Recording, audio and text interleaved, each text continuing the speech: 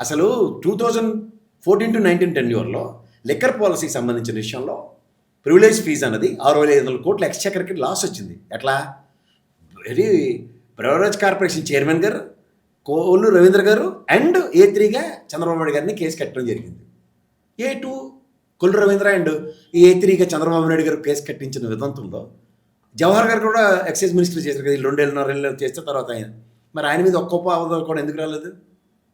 ఆ రోజు క్యాబినెట్లో తీసుకున్న నిర్ణయం ఏమని, వాళ్ళు ప్రివిలేజ్ ఫీజు ఏదైతే ఉంటుందో ఎక్స్చెకర్కి రావాల్సిన డబ్బులు బార్ లైసెన్స్లు వీటికి రద్దు చేశారు. దీనికి తోడు ట్యాక్స్ ఎవాల్యుయేషన్ కూడా జరిగింది, ట్యాక్స్ ఎగ్జంప్షన్స్ ఇచ్చారు. ఇవన్నీ కలిపి 6,500 కోట్ల పైచిలుక ఎక్స్చెకర్కి రెవెన్యూ లాస్ వస్తే దాని మీద కేసు కట్టడం జరిగింది. వీళ్ళేంటి ఇప్పుడు దానికి దీనికి కేసు సమానం ఏంటి తెలుసా? ఈ ఓజీ కృష్ణమోహన్ లాక్ డేస్ సరదా పడుతుంది ఏంటో తెలుసా? అలా PC యూనివర్సిటీ గ్యాప్ కొన్నాడు కదా మీకు, చంద్రబాబు గారికి PA కింద ఉండేవారు, మొత్తం అంతా అన్ని మడతల్లోనే ఆయన పేరు ప్రస్థానం వస్తుంది దగ్గర. అతను అమెరికాలో సురక్షితంగా, నేనైతే చూడు అపోజిషన్లో ఉండి కూడా వ్యవస్థల పరంగా, ఇది నా పరిస్థితి. ఇవాళ వ్యవస్థ పరంగా కాదు, ఏం పరంగా కాదు, ఓజీ నిన్నటిదాకా ఆయనతోనే పనిచేసాడు, ఇంట్లోనే ఉన్నాడు, ఎంక్వైరీకి పిలిస్తే వెళ్ళాడు, అరెస్ట్ చేశారు. ఎవరికి బాధ?